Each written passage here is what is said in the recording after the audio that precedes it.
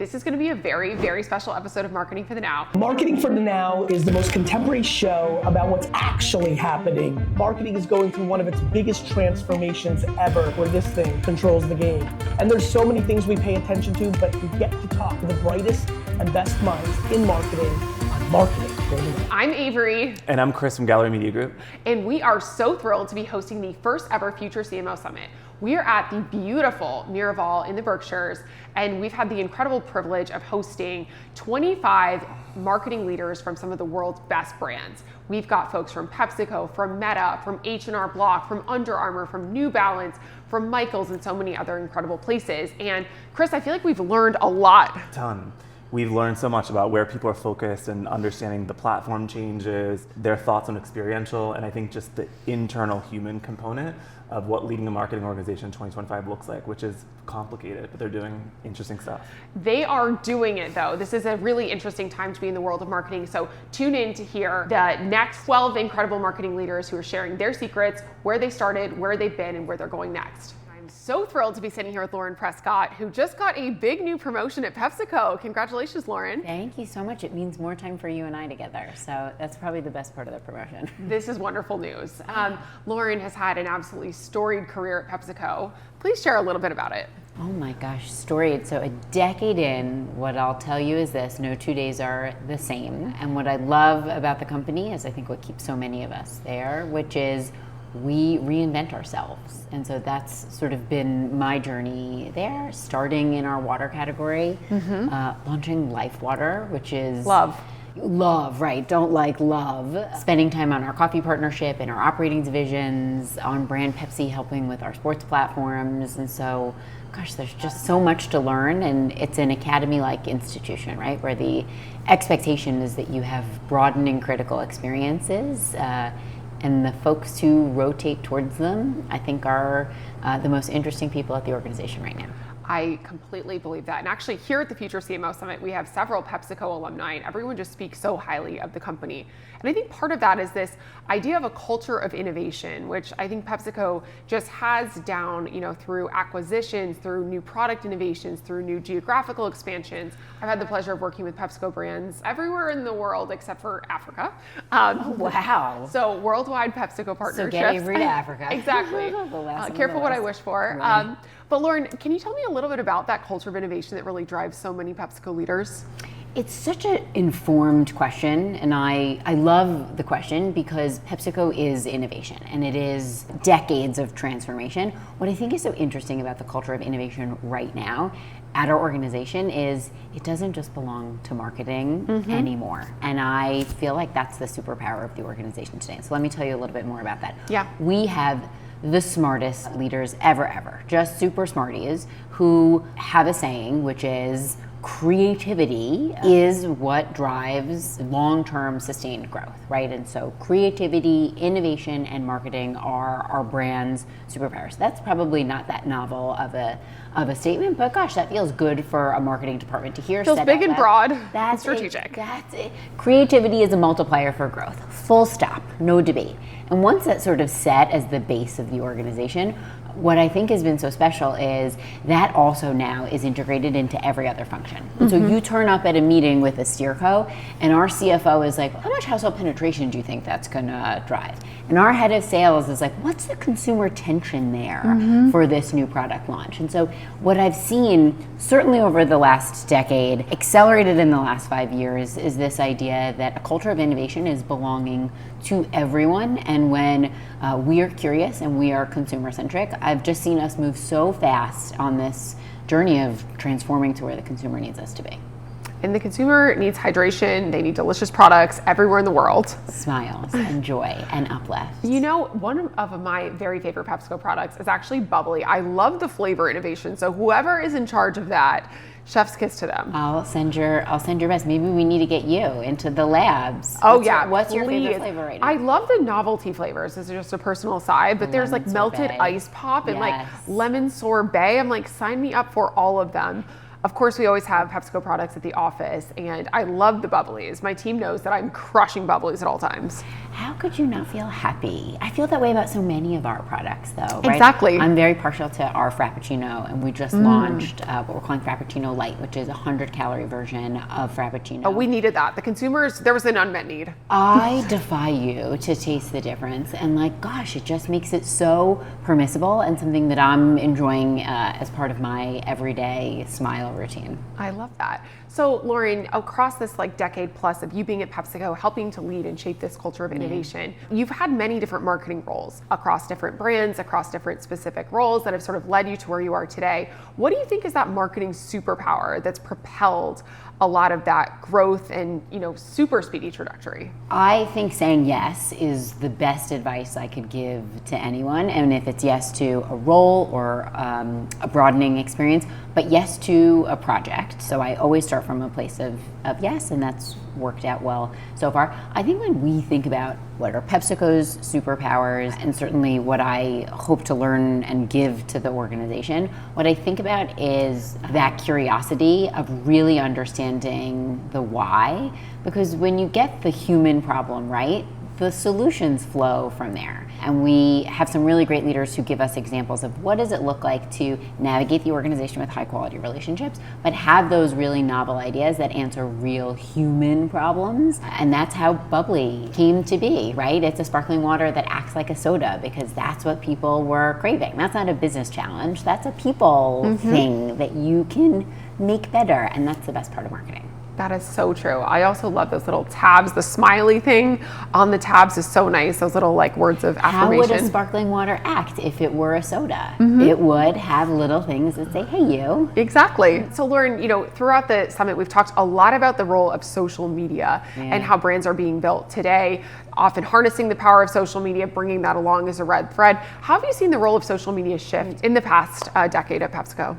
Yeah, I think... Or more broadly. Right. I think Gary says it best. Or is it social media or is it interest media? And that's really impactful when you look at it through that prism of what are the things that people find interesting, and then looking at our content as entertainment and as things that enrich people's lives. And we're certainly on our own creative journey there, but that's a great orientation. And that hasn't always been the case. I'm sure you remember. I mean, I think the whole industry has just shifted so much in the past decade. I mean, we're sitting right here with Day Trading Attention, which is Gary's latest and 7th New York Times bestseller. He's been writing about this for the last 10 years with, you know, Crush It and Jab, Jab, Jab, Right Hook.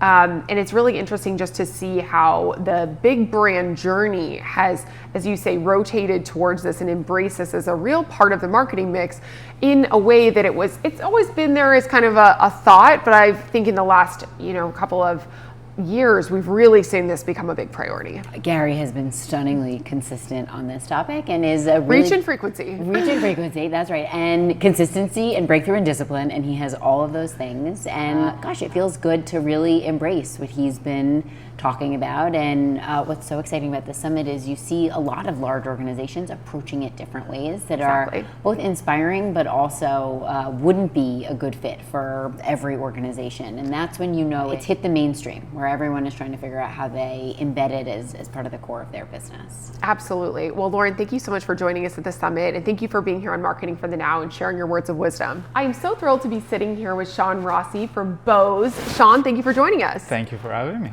How's the Future CMO Summit been so far?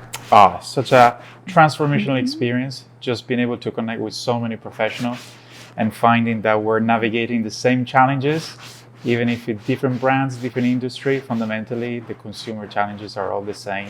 So it's great to be able to connect with them.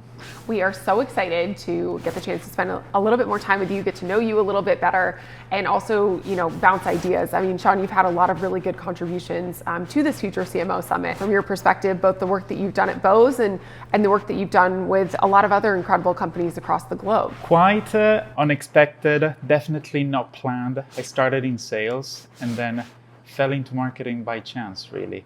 So every job was not a planned one, was just a great opportunity at a great time, and also be in a position to seize those opportunities and go with the flow.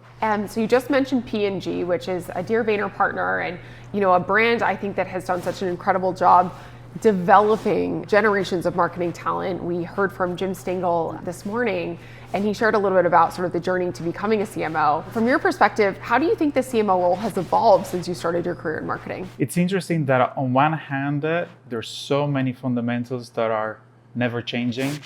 And going back to the sale, those fundamentals are the ones that are really keeping me sane, if you will, with everything changing so fast all the time. One is the power of the brands. Didn't realize how much I learned of that while at my time at P&G.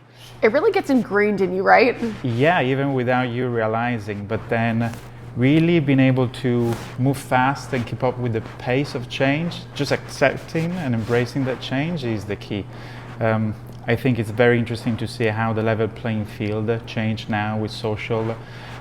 Big brands don't hold the playbook anymore, and big corporation needs to get out of their way to keep the pace, and that's, I think, is a big challenge now. So you said two interesting things in that. I'm going to pull them apart one by one. First, you said social has leveled the playing field. What do you mean by that? Well, it's not about scale anymore. It's about having that agility, that understanding of the consumer, that finger on the pulse, and being able to connect all those three things at a flip of a dime and be super fast and agile, raw. That is something that, again, for a large organization, still something difficult. And also the risk aversion that a company can go and face is something that needs to push for a new behavior that companies still have to get. Yeah, and you also mentioned speed. You mentioned speed a few times sort of across the last few days at the summit. What does speed mean to you, and how do you think about executing with strategy but speed?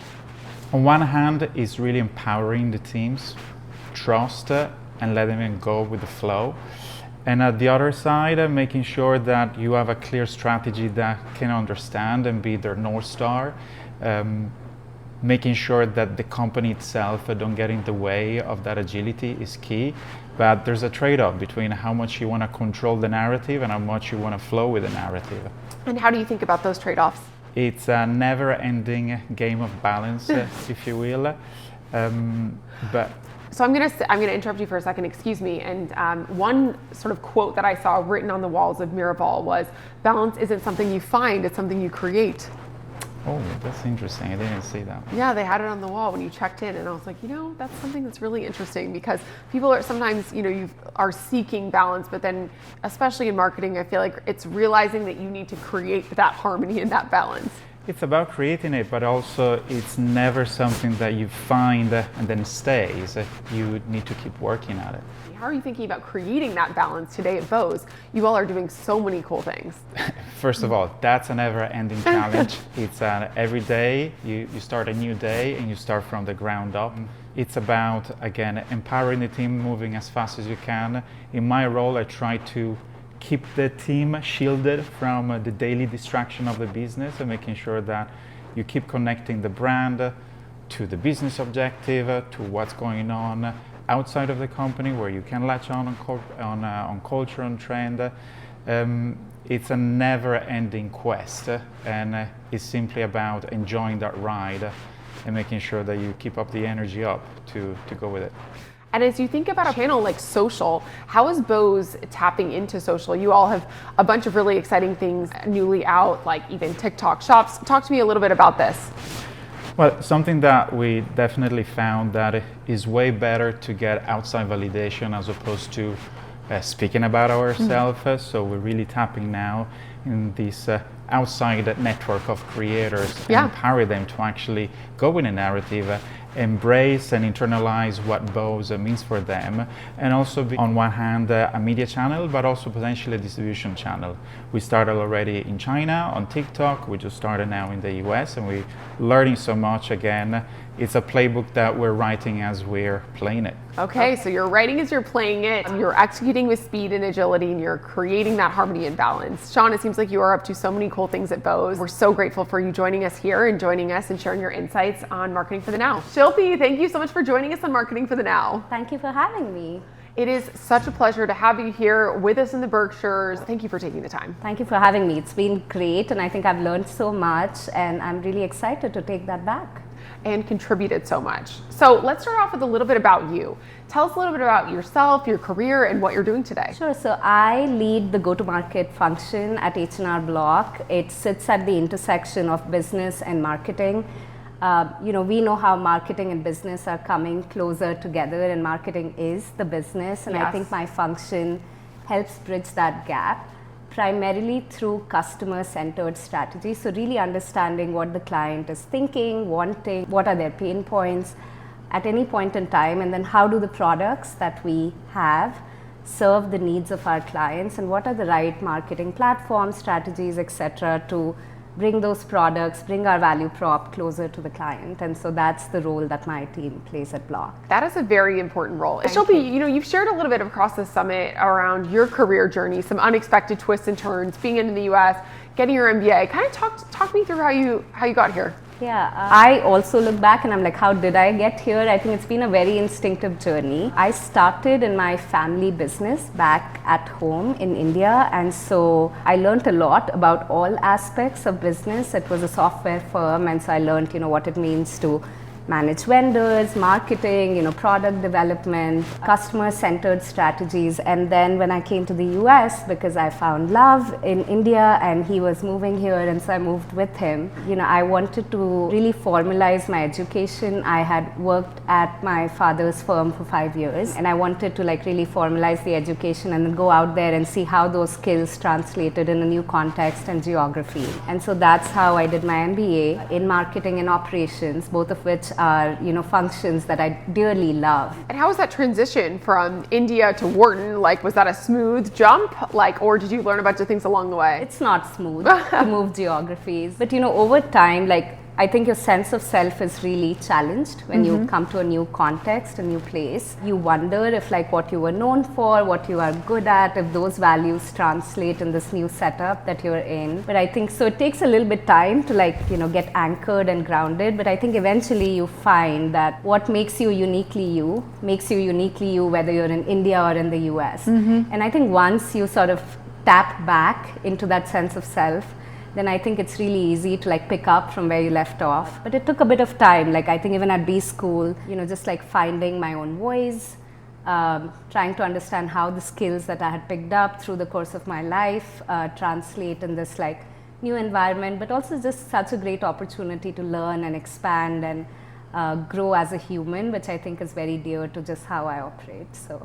Wow. Yeah. What an incredible story. And you're here at the Future CMO Summit at the recommendation of Jill Kress, who really views you as this next generation marketing leader. What do you think are some of the skills that tomorrow's future CMOs, what are they going to need to know? What are some that maybe are transferable and some that are net new needs? Yeah, I think listening is most important. I feel the power of listening cannot be underrated, but especially in today's world. We were talking about this, but innovation today is happening on the margins. I feel it's listening to a comment on social. For H&R Block, it's listening to our tax pros. It's listening to how a client is describing their tax situation and the value that we provide in their lives. And so really actively listening to every stakeholder. Marketing is, I think, such a unique function where active listening and collaboration with your stakeholders can drive innovation and outcomes in a way that's unprecedented. And so how do you, I think, cultivate listening? I know it's so basic and foundational, but I think it's a key skill, and all the leaders that I've looked up to, marketing or otherwise, I think have been people who listen and learn. And I think that's a key skill set, but especially in marketing where the landscape is ever evolving, and if you don't listen, you will be left behind. And so I would say that's the number one thing for people to cultivate. Be a great active listener. Yep. And we've been talking a lot about social media at this summit. How do you use social media as a listening tool? I think we have really started leveraging social as a feedback loop. There's two ways in which we get feedback. One is really what are people talking about, right? So what's relevant in culture at any point in time. We spoke about this morning, but price of eggs is such a hot topic of conversation. and really understanding and unpacking what that's about. It's really the consumer sentiment of the day-to-day of every American. It's not the eggs, it's the inflation, right? Yeah, it's not breakfast, right? Yeah. Like it's the inflation, it's what that means to them, and like really understanding that in this moment where people are distressed and considering their day-to-day choices, what is the role that a brand like ours can play in driving comfort and championing them to live their best financial lives. And so part of like listening on social is, just listening broadly and listening for what's prevalent in culture and in this moment of time. And then part two is listening to what people are talking about you and your brand, how are they interacting with you, what are they saying in comments. And that gives you enough insight to say like, what do you want to lean into creatively, or RTBs, what is the key message that you need to drive in this moment in time. Wow, amazing. And I think that that's such a perfect encapsulation of the different dimensions of how social can really help be part of that feedback loop. Yeah. I mean, we're so lucky we're in a time where the consumer is so close by, right? Like you Yes. can at scale listen to what your consumer is saying, which you would spend millions of dollars in researching to like get that one insight. Now like the insight is available at your fingertips if you so choose to engage. And I think the role that AI can play in social listening and helping distill those insights to tell you on a day-to-day basis what the pulse of the consumer is so powerful, and I think it's going to be game-changing. Absolutely. Well, Shilpi, I can't wait to see the next generation of talent that you help nurture and unlock. Thank you so much for being here with us and for sharing your insights on marketing for the now. Awesome. Thank you. I'm so thrilled to be here with Tyler Rustein from Under Armour. Tyler, thank you for joining us. Thank you for having me. How's the Future CMO Summit so far? It's been awesome. Been talking a lot about social media, and also just like everyone has a different perspective or their brand's in a different life cycle or place. So it's been really cool just learning from everyone and getting to know everyone. And the Berkshires is a pretty special place too. And it's kind of snowing. It's kind of snowing, which is a little bit crazy for April. The Yeah. weather is sunny, it's snowing, it's all the things. But we're Yeah. here to talk about marketing. Okay. So Tyler, tell me about your career in marketing. How did it start and where are you now? It started in college, I guess I should say. I was at the University of Florida, won the national championship yesterday, go Gators. Got an internship at the WTA Tour and started writing the stories about athletes for their website at the time. And then that helped me get a job right out of college with Adidas. So I spent about 9 years there. The first 2 years were in Chicago. Was somewhat lucky in the sense that Derrick Rose was there, the youngest MVP ever, born and raised in Chicago, playing for the Chicago Bulls. And I love basketball. I was the guy on the ground, really like helping with grassroots marketing. And so kind of got my name out there in the space, and then got a call to move to Portland, Oregon to work at Adidas in the US headquarters around basketball North America and really focus on signature. And then spent about 3 years in Portland, went to Germany for world headquarters for 2 years, and worked on brand strategy for global key cities. So it was New York, LA, Shanghai, Tokyo, London, Paris. Got to focus on the 6 key cities, think about how all the trends really start there and the halo effect on winning and what the micro influencers were doing in those cities. It was like getting my real world MBA, I say. So I like saw the world, and it was like such an immersive experience and learned a ton along the way. And then arguably at that time, Adidas was having way more success with like fashion and style.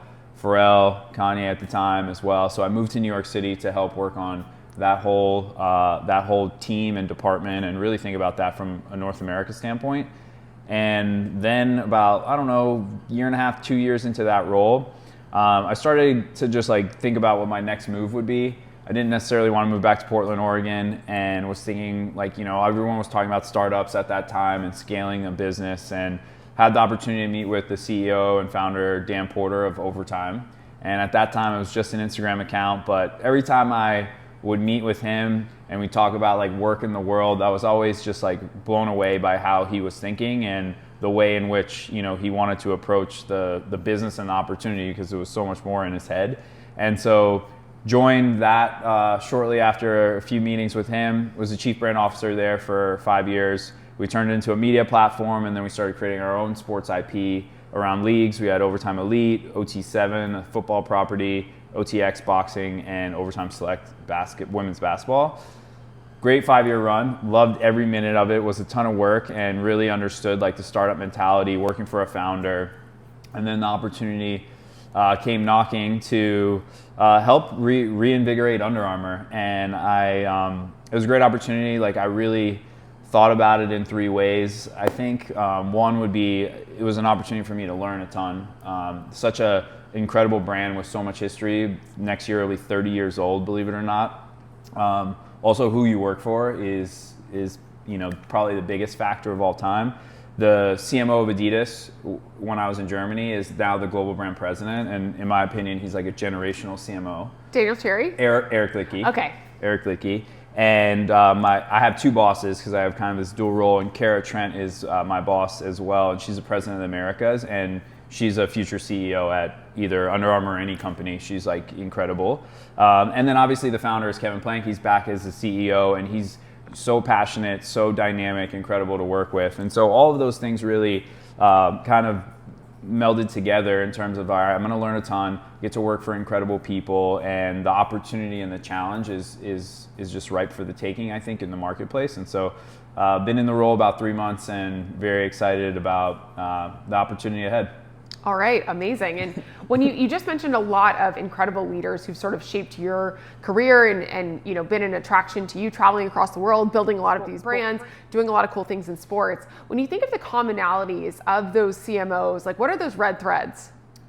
Or are they all totally different? They all have been incredibly different. I think some of them have been able to really just like drive organizational change and really see it at a macro level, and how we should be structured and what the operating model should look like and what the offense should be. And also, I think, Eric is such an amazing brand marketer, but no one knows more about product than he does. And I think like just from the details and the fabric and like what he's done around sustainability. And then also on the flip side, like my time with Dan Porter, who is a serial entrepreneur, but also at the same time, like when some CEOs might not understand TikTok anymore and they need to look at who's the young, kid at the company that really understands the platform, he knew more about TikTok and like social media and trend than anybody else. So I always have had that balance, and I think that's helped me just always kind of understand the details, understand the strategy, but also really think like, how are we going to create organizational change, build a brand, drive culture, and all of those things. So I've had some really great experiences from some brilliant people. It seems like one commonality that really matters to you is practitionership, whether that's TikTok or fabrication, like people who really are in the details, really know their business, and then that helps them sort of communicate that both internally through stakeholder management, externally through various relationships, and of course through marketing initiatives. Yep, I'd say so.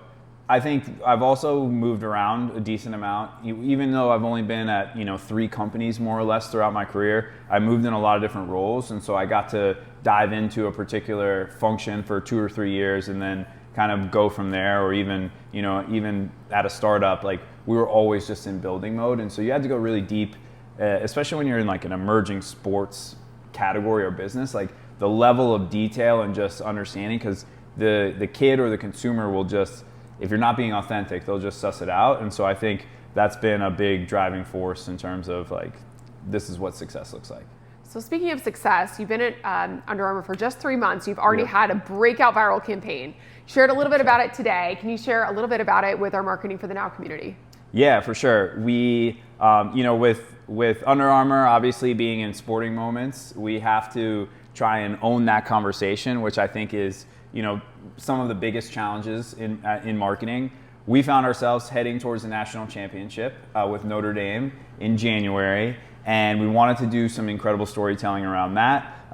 Notre Dame is one of our pinnacle football programs, and Shane Gillis, the comedian, the controversial comedian, kicked off of SNL, but also widely popular, has been a diehard Notre Dame fan and very vocal about it. Has been on College Game Day, took a jab at Nick Saban. And so just understanding like the cultural conversation there, we decided to take a shot and see if he would want to, kind of co-author and be a part of our spot going into the national championship. He was down. He helped co-write an incredible spot called Shane's Prayer. And it was really from the audience or the fans' perspective. And I think it really just showed in the engagement, the shares. Pat McAfee show had Shane on, and they aired the spot just all together without any paid or anything behind it. We weren't part of that at all. And so it really just connected the whole, here's someone who's super authentic to the fan base, widely popular and viral kind of in his own moment right now. And it just really hit the cultural conversation that a lot of fans hadn't been able to talk about. Plus,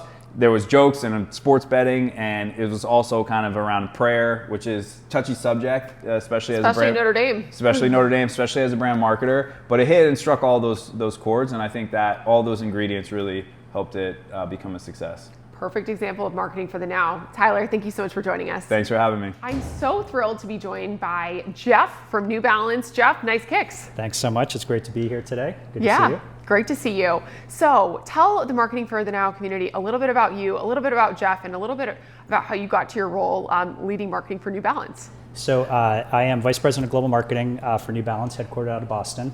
I've been in marketing for about 25 years. Started my career back in the late 90s with an internship at Colgate-Palmolive that then led to a role with Bayer Consumer Care in Morristown, New Jersey.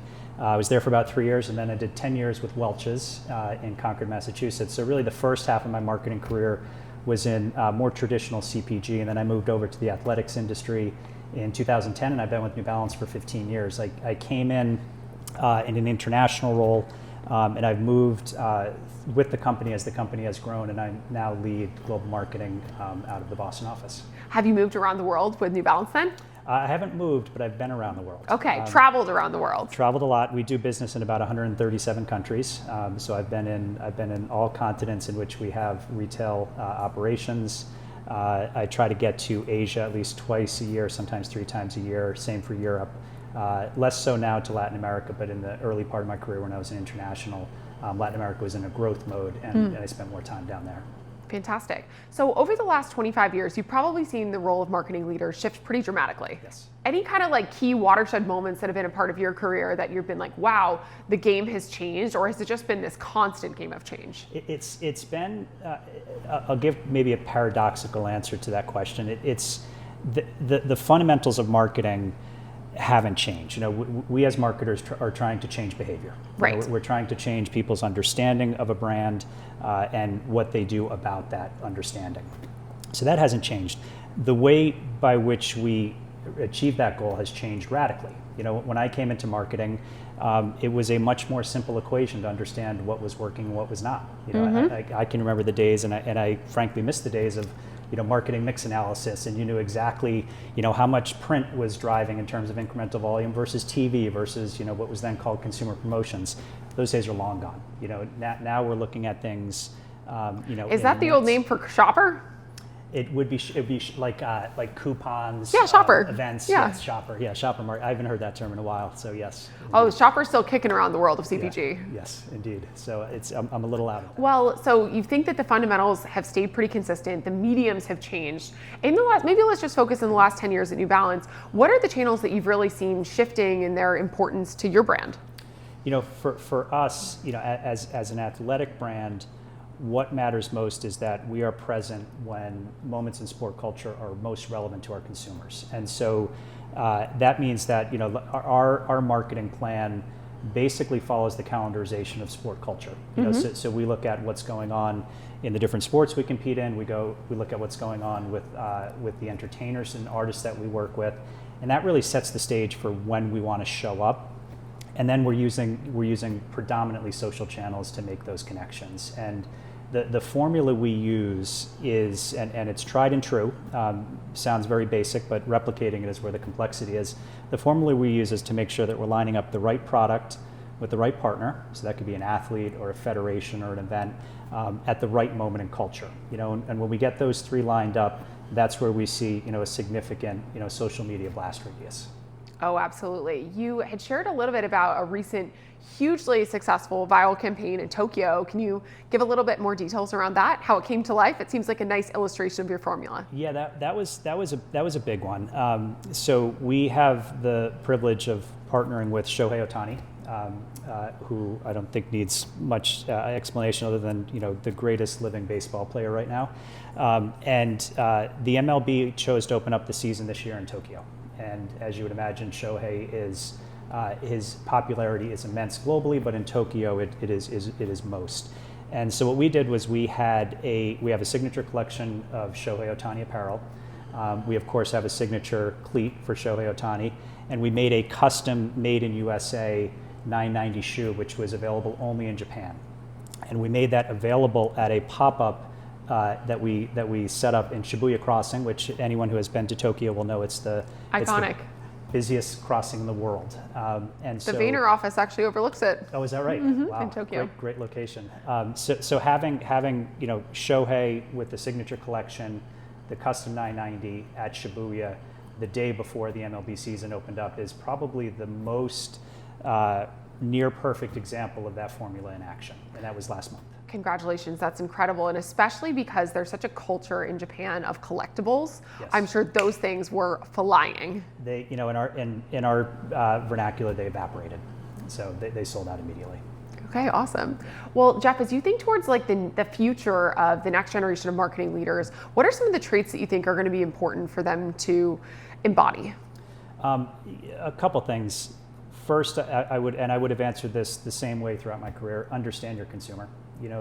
When we look at the current growth New Balance has been experiencing, we've always grown as a company, but we've really enjoyed 5 years of significant compound growth. And I look back to in 2019, we did a significant amount of consumer research, and we understood that we have a common consumer globally. We call them the global independent. We break them up into cohorts based on age between established. It's supermodels and dads, right? If I recall that print ad. Yes, indeed, we are the brand for everyone. But for targeting purposes, having a single consumer target and then understanding what motivated them has changed all the material marketing successes we've had over the past 5 years. I'll give you an example. Right now and for the past 4 years, our global TV campaign has been We Got Now. When you see We Got Now, it is what we would call a show, don't tell campaign. It uses no copy. It is integrating athletes and in some cases entertainers doing what they're doing and having fun with it, okay? And the fun part is something that came directly from the consumer research, which told us that Gen Z consumers are in sport for fun, which is a slight, nuanced shift from their predecessors in Gen X, where it was about competition and winning. Glory. Okay? So that slight toggle is what has made this campaign, I think, puts the magic into the campaign. So long answer to your question, start with the consumer. And then the second thing is understand how to preserve the integrity of your brand standard in ever-evolving media, okay? It is, and I know Vayner are experts in, how to get a brand into a rapidly changing landscape. And I would say, as a marketer, as a future marketing leader, really understand that your brand is all that matters, okay? And you can't allow your brand to be deviated because of the shifting norms of how people are being communicated to. There's ways to maintain those standards as you get into different channels and work with different types of creators, but don't satisfy for any reductions in brand quality. I love those two really clear points. And also that's a great slogan. We got parentheses, marketing for the now. I like it. All right, well, thank you so much for joining us, Jeff. Such a pleasure. Thank you so much. It was a pleasure. I enjoyed the conversation. Erika, I am so thrilled to have you here at the Future CMO Summit and on this special episode of Marketing for the Now. How's it going so far? It's going wonderful. Go. Fantastic. I'm really enjoying my experience here. So thanks for having me. Thank you so much for joining us. Can you tell the Marketing for the Now community a little bit about Erika? Yes. Okay, so I'm Erika Priestley. I am at Meta. I am a director of augmented reality. Specifically, what that means is I am overseeing many of our marketing efforts that support our AI glasses. So that's the the Ray-Ban Meta glasses that many people are starting to get familiar with. I know we had Gary actually demo as one of the first external testers, and he told us amazing things. Yes, we have lots of exciting things coming. Okay, so Erika, how long have you been working in the field of marketing? I've been in the field of marketing now for, oh my goodness, about 25 years now. Oh my goodness, Yes. You need to drop your skincare routine.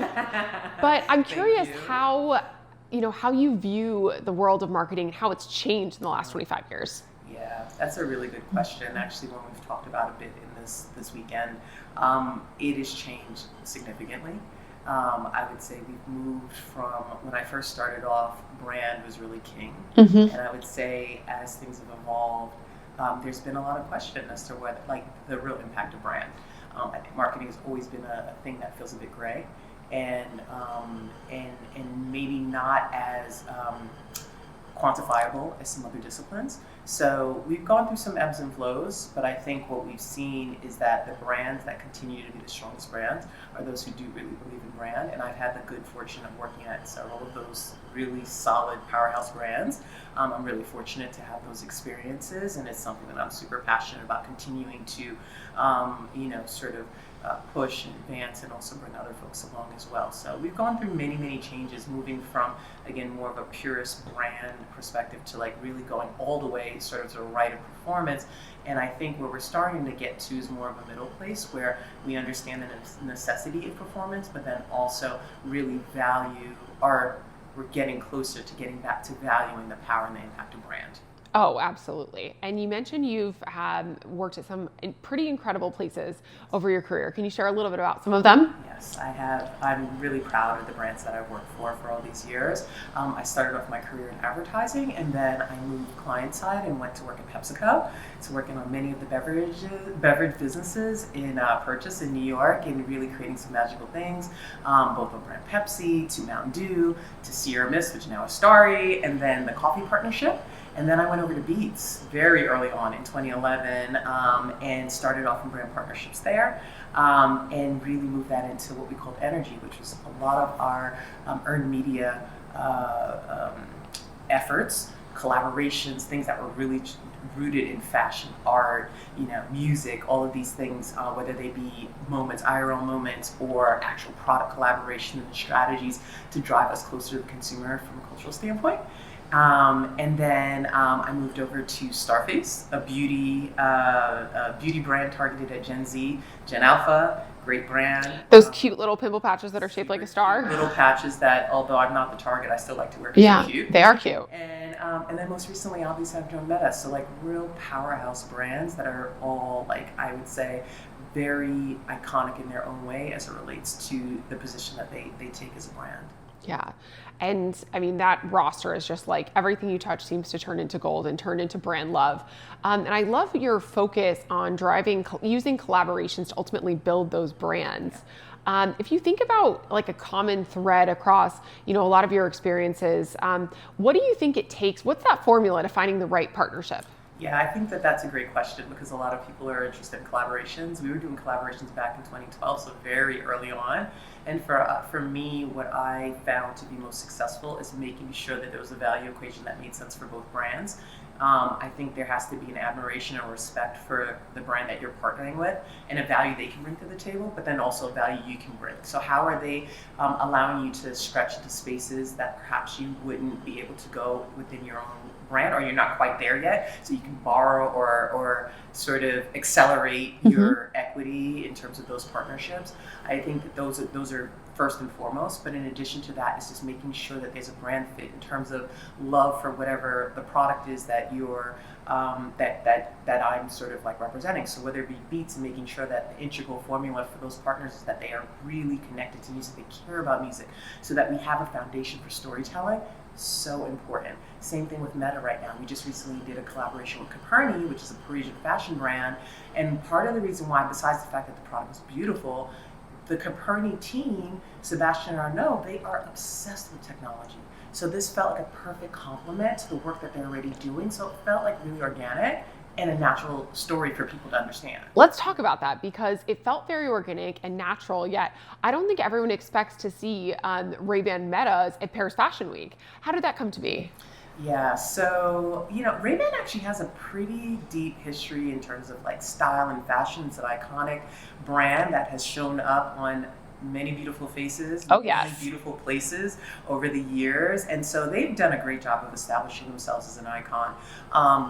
The way that this came about is, Sebastian and Arnaud from Caperni, their brand is on fire, it really is. And again, as I mentioned, they were very much rooted in technology.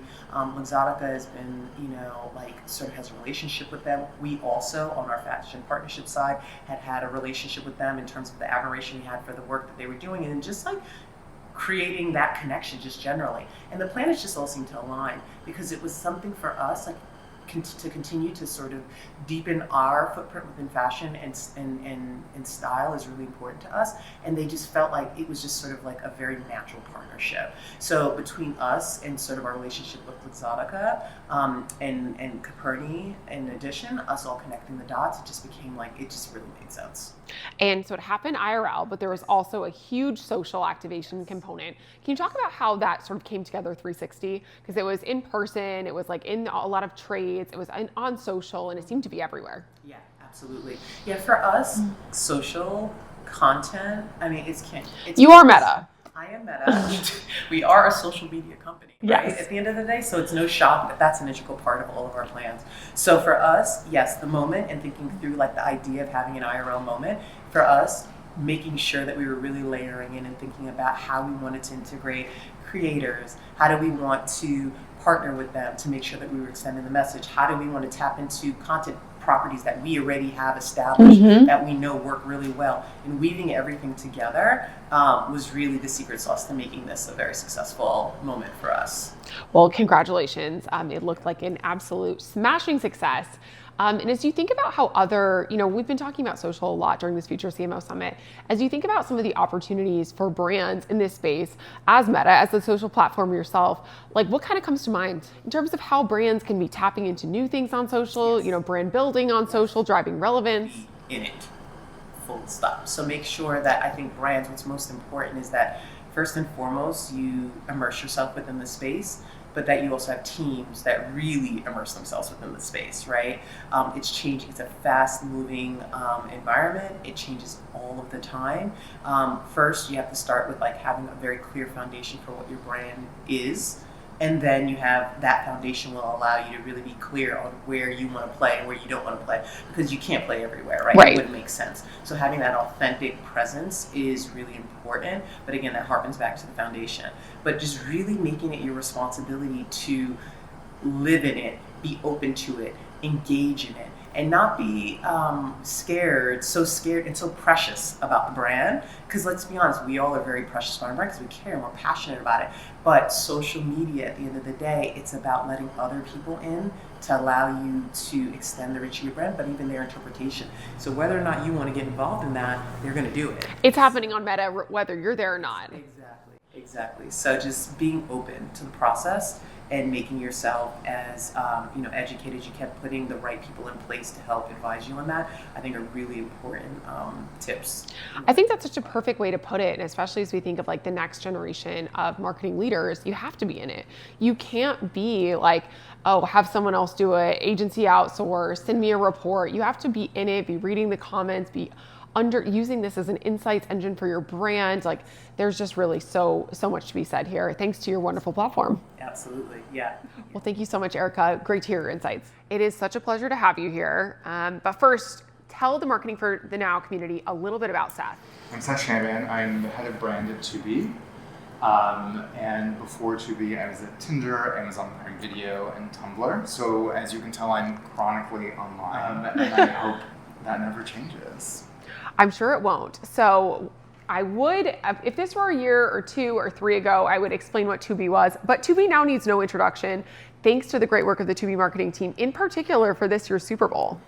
Thank you. Yes, we did scare America with our flesh hats, but the good news for us is people can't forget about them. So we have really seen a big increase in awareness. I love that distinctive asset. We love a distinctive asset, right? Like, how do you break through in culture?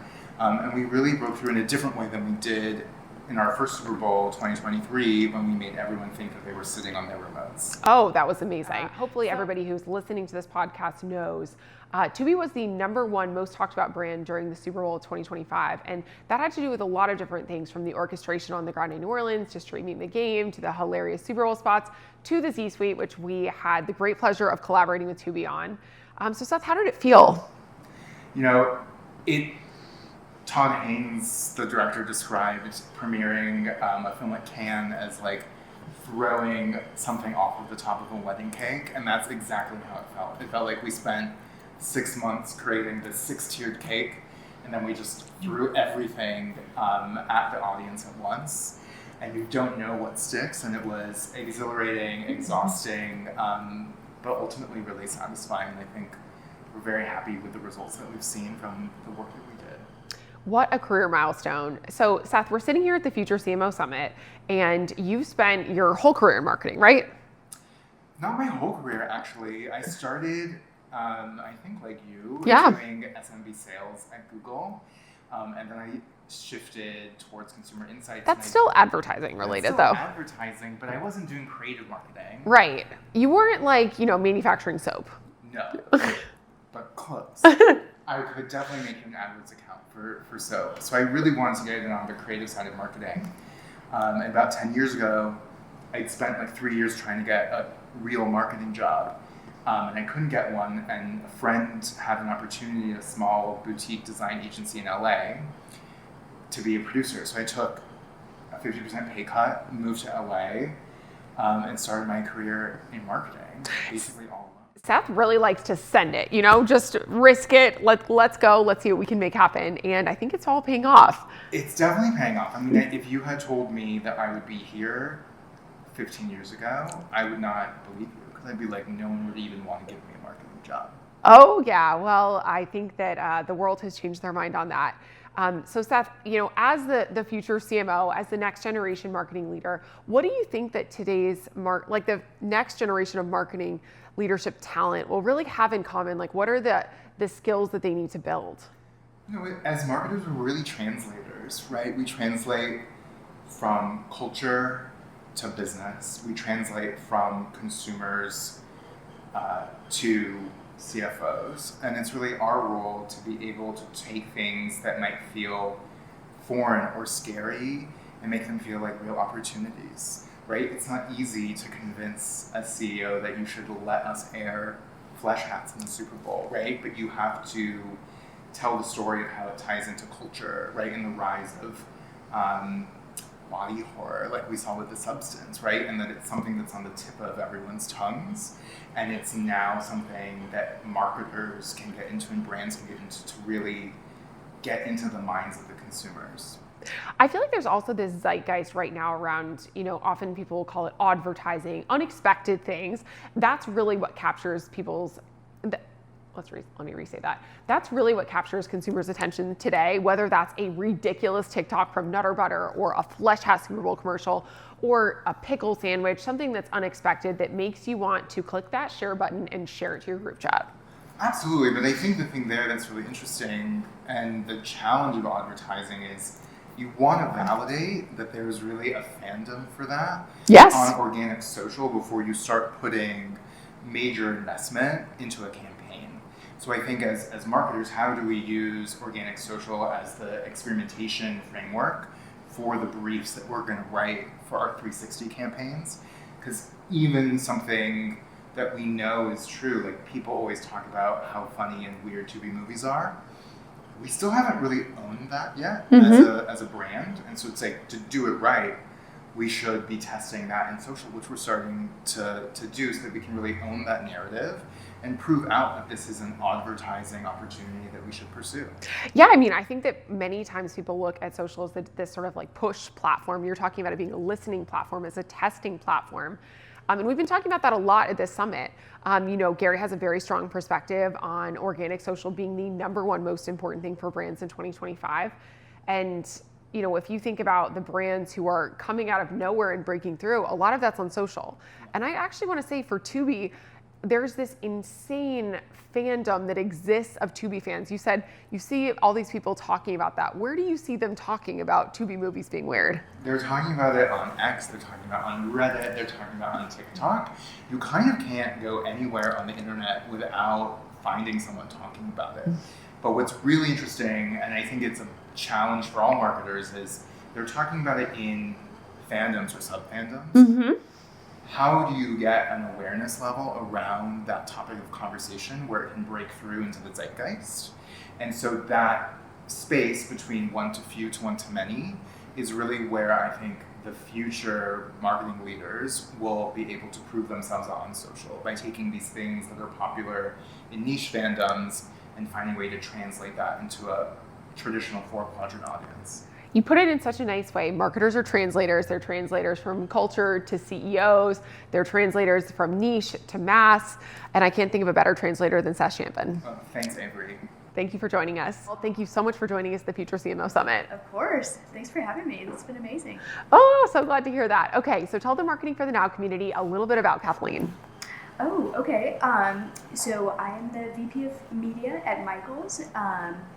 Prior to that, spent a little over a decade at Walmart and have spent my entire career in marketing and just love this industry. Oh, I do too. Okay, so what was your first job in marketing? Oh, very first actual job was actually on the media side right out of college. Foreshadowing? Yeah. I worked for Clear Channel Broadcasting right out of school, and my family actually had a history in the radio business. So if you count childhood, I've been around media my whole life. Amazing. And how have you seen the media landscape, transform and change from Clear Channel Radio to where we are today? Yeah, well, even when I had just started that job, I mean, it was clear that there was a lot of change coming to kind of legacy media. Mm-hmm. And so, it was my grandfather who spent his career in the radio business, which was, very, kind of on the cutting edge in those days. By the way, there was a time when radio was the cutting edge. Yes, exactly. And, now, obviously, with streaming, like, it's kind of come... It's back. But at that time, it was really, like, the early days of digital. And so I could just, see that the landscape was shifting. And I knew that I wanted to get kind of more upstream of what was happening.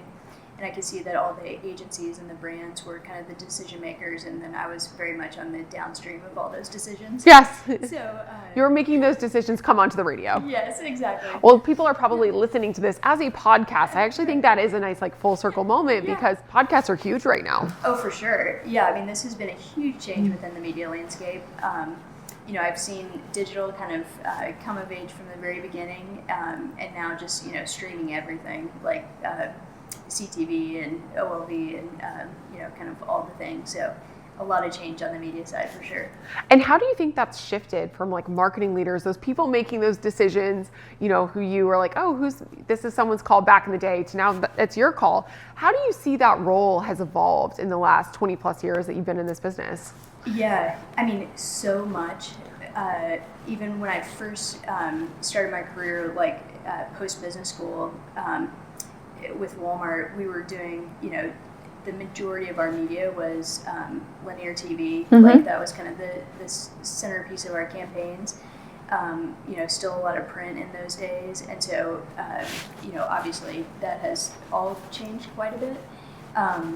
When I came to Michaels 6 years ago, they were still pretty heavily invested in kind of all of legacy media. Mm-hmm. And we have just made a complete transformation. And I think it just really starts with finding your customers where they are. And so we just knew that, those channels were not where people were spending their time anymore. And so, just kind of understanding the landscape, where people's attention is, and then showing up in those platforms in a way that's really relevant, has been quite a transformation at Michaels. Wow, congratulations. And so tell us a little bit, where are crafters spending their time? Where is crafters' attention today? Yeah, it's a ton on video. Mm-hmm. And so we are, all over kind of the wide spectrum of streaming channels and online video. And then in the social space, kind of all the big ones, so Meta, TikTok, Snap, and then very heavily on Pinterest as well. It's kind of a platform for inspiration and ideas, and so crafters and making. Yeah, and making, and so crafters use that as a search engine to find inspiration for new projects and things like that. So. That's been a very successful platform for us. I love that. And when you think, so you mentioned your roles on sort of the media side. When you think about the merging of media and creative coming closer and closer together, I'm guessing you're not just going to take a stock photo and run that as a Pinterest ad. No, for sure. I mean, that has been kind of simultaneous evolution for us in terms of the media buy and then the creative to fill those pipes. and you have to think about it together. And so our content strategy has evolved just as rapidly as our media strategy has. And we've had to find, agencies with new capabilities to help us manage through that. Partners that are able to respond faster. The speed of creative development has to be so much faster because you're responding to trends. And so, the content evolution has come quite a ways as well, and needs to be different for every channel. So it's a lot more to keep up with. It seems like more and faster is what I'm hearing from you. Yes, for sure. And then as you look towards like what the next generation of marketing leaders needs to think about and needs to know, what do you think that the qualities that we're going to see in some of those people are? Yeah, I think the next generation leaders will like really understand content as media like innately, just because it will be what they have grown up with. Like it'll be just very natural and native to them, just because they've seen it and lived it on these platforms. And so I think we're because it used to be like, the content was coming from like a TV production studio and it was like scripted. Now, especially with crafting, you see like people are just posting their own needlepoint, their own knitting. Like everyone is a creator in a way. Exactly. I mean, we used to, have huge brand shoots in LA where we're setting up sets and we're filming for social here and we're filming for TV here, and now it's just so much faster. It's faster. It's more native. And so, I think that'll just be very natural, in the next generation. And I think people will understand how to, allow their brands to be more distributed. So that's one of the things we've been talking about quite a bit here is, how to let go some of that control for your brand. Allow influencers, creators to really own some of that for you, and to kind of leverage their skill set and their following to make content that resonates with their following. But kind of that letting go of your brand, I think is just going to continue. Sharing out the brand. Yeah. I love to hear it. Well, Kathleen, thank you so much for being with us, for sharing your insights, and for joining us at the Future CMO Summit. It has just been such a pleasure. Thank you so much for joining us at this week's Future CMO Summit. Thank you for having us. It's been amazing. How's the experience been so far? It has really been remarkable. It's a beautiful space, and I think the group of people here are diverse and wonderful in terms of our different experiences and how we come together. Well, we are so thrilled that you were able to join us. But what I want to talk to you about today is really the journey of a CMO, of a marketing leader today. Because how long have you worked in marketing? I've been in marketing for 26 years, roughly. Wow. Across a couple companies, mostly with the Clorox company and Bose. Okay, well, tell us a little bit about maybe your first role in marketing and sort of how you got to where you are today. I started in advertising in 1999, so it was pre-digital. Mm-hmm. And it was a very slow process, very different from today. So broadly transformational. And then today working more for a large sort of multinational company with a broad portfolio of brands. I think what's been interesting to me is like what we do in marketing has really fundamentally stayed the same, but how we do it has been really transformational. Yeah, marketing is that engine of growth for businesses, especially big CPGs, where marketing is really such an important differentiator and in particular brand. So talk to me a little bit about when you first started your career in advertising, looking up to that CMO, to what you see the evolving role of the CMO being really responsible for. Yeah, I mean, when I say what we do in marketing, so really understanding consumers' unmet needs and then building brands that drive enduring loyalty. Sort of fundamentally, that's the same. And what? That's the what. The how that has changed so much in the last 25 years is the way technology has and continues to transform at exponential paces. And I think that the CMO role really has to be able to embrace how dynamic the how is, and still making sure that we're focused on the what and that we stay connected to consumers. We continue to build stories and build brands that drive relevance and attention. And you mentioned that you've been at the Clorox company for many years. If I recall correctly, you joined sort of as part of an acquisition, so working with Burt's Bees to now part of the Clorox company. How has that sort of evolved? And how do you see, your role and like your contributions to the company evolving from a smaller company to part of a big multinational? Yeah, I think that the focus of the ideals of, or the values of the Burt's Bees prior to the acquisition and the Clorox company are really always been pretty aligned and pretty aligned. And so as the company has transformed and worked to remain competitive, we've evolved with the company. But it's at this point, it's been 10, 15 years since I felt like I was part of Burt's and not part of Clorox. And so now to me, the transformation over the last 10 years has been with the Clorox company, full stop. And I think that the courage and the bravery of the C-suite and the CMO to help us drive forward what those agendas are to stay competitive, to win in the marketplace, to win share, to win consumers, it has been really inspiring to see, and something I hope that I can continue to grow into, and I learn from them all the time. Okay, so it is April of 2025. What are some of those technologies that you've seen really shift and drive that shift in consumer behavior? And then, how marketers need to actually connect with these consumers? Because I'm going to guess it's pretty different in 2025 versus 1999. So different. Pre-votes, pre-social media.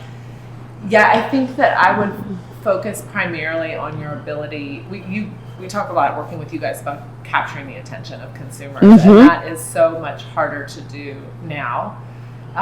What is exciting about it is getting to strong ideas, strong brands. The relevancy of brands, I think, is actually as important as it's ever been. Maybe more important. Or more important to capture that attention.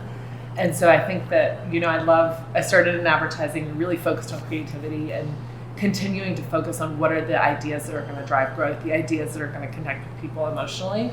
And where before we might have created 1 or 2 TV spots, and now you're creating hundreds or thousands of pieces of content to be able to attract very different people and capture their attention. It's the same energy that you felt doing a 30-second spot, you now feel trying to figure out how to make 1,000 pieces of content. Times 1,000, right? And you mentioned some of the work that we're doing together. One sort of really fun example, I think, is Pine Sol. Anything that you've learned in partnership with Vayner, you've just seen as part of the early days of the social journey that you think is interesting?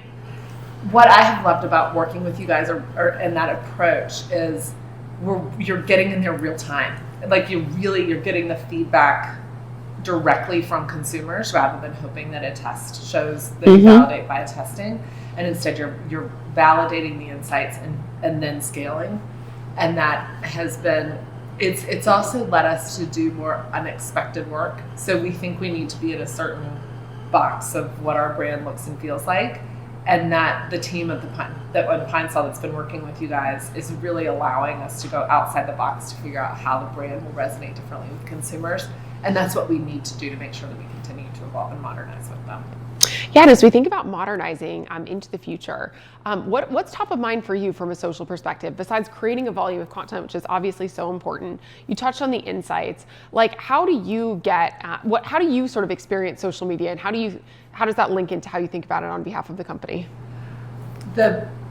It's a real conversation with consumers, and I think I have as a consumer, I have real conversations with brands, and you have that interaction with them. And I think that where I think we have so much opportunity is to get in there and understand what they're saying, either to us or about us or around us, and then ladder that back up to what those key needs are, what those insights are. And I think the opportunity to take social and really drive it upstream in our planning and in our processes, so it's more of a strategic pillar, not a tactical one, is a big opportunity. We're seeing tons of brands do very well. So you're seeing it as an insights engine that then ladders up into those consumer unmet needs, and then you layer in the magic of the creativity and the big ideas and the thinking that matches what you're hearing, what their needs are, with a big idea that they can fall in love with. And we operated for a while, a couple of years ago. It's an advertising platform, and now it's really this like community hub that can feed insight. It can feed insights. It can help build out campaign ideas. It can strengthen your brand propositions. Like, you can understand what's happening in culture in a way that you never could before, if you're really listening. I love that that's your takeaway, because I feel like many brands do still view social as an advertising platform, as a push platform, as a distribution platform, but the insights are right there for the taking. Just like what people are saying, how people are cleaning, the comments that they're sharing, them sort of creating UGC about the way that they use your products, which are in so many American households. What an amazing journey. And I love that perspective of listening first as you think about your social strategy. Mariah, thank you so much for joining us.